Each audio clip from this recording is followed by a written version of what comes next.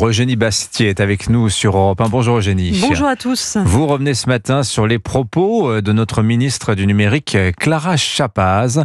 Elle a affirmé, comme il y a quelques minutes, Jérôme Guedj du Parti Socialiste, qui était l'invité de Sonia Mabrouk, qu'il fallait interdire les fausses opinions sur les réseaux sociaux. Et oui, moi qui me réjouissais qu'on ait enfin un ministère de l'intelligence artificielle, je découvre qu'évidemment, il n'est pas dédié à l'innovation, mais plutôt à la répression. Madame Chapaz, interrogée sur les polémiques autour d'Elon Musk, a déclaré donc qu'il fallait s'assurer que les opinions qui seraient des fausses opinions puissent être sorties de la plateforme X.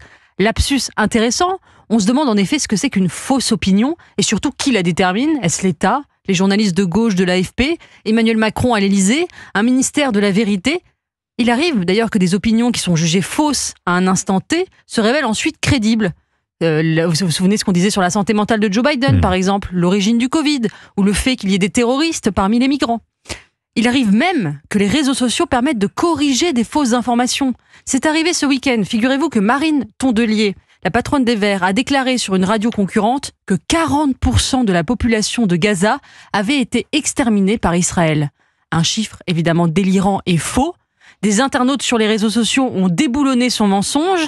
Elle a fini par s'excuser et retirer ses propos.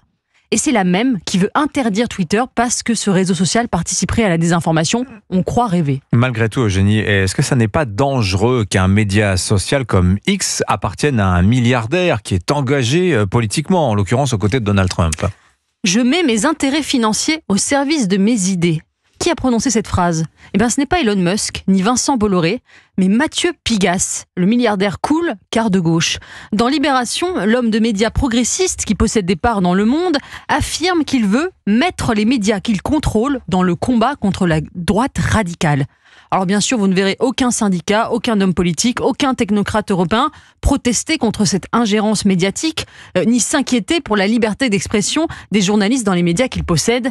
Les tartuffes de la liberté d'expression se portent bien. Alors, qu'est-ce qu'elle révèle, d'après vous, ces polémiques sur la liberté d'expression ? Écoutez, que la gauche veuille censurer les opinions qui ne sont pas les siennes, ça n'est pas nouveau.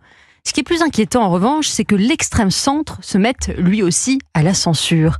Yaël Braun-Pivet, la présidente de l'Assemblée nationale, ose le dire, la libéralisation des réseaux sociaux américains est une menace pour la démocratie. On se pince, on se croirait dans 1984 d'Orwell, la guerre, c'est la paix. La liberté d'expression, c'est une menace pour la démocratie. Ces gens-là devraient se souvenir que les États-Unis, pays où la liberté de parole est sacralisée par le premier amendement, est l'une des seules démocraties à n'avoir jamais sombré dans la dictature. À l'heure où un écrivain, Boualem Sansal, croupit en prison pour des mots, nos dirigeants devraient se souvenir que le prix de la liberté d'expression est moins élevé que celui de la censure. L'édito politique, qu'est-ce que je raconte moi ? Signature Europe 1, quoique, c'est pas ça. Tout est politique. Tout est politique, vous avez raison. Eugénie Bastier sur Europe 1.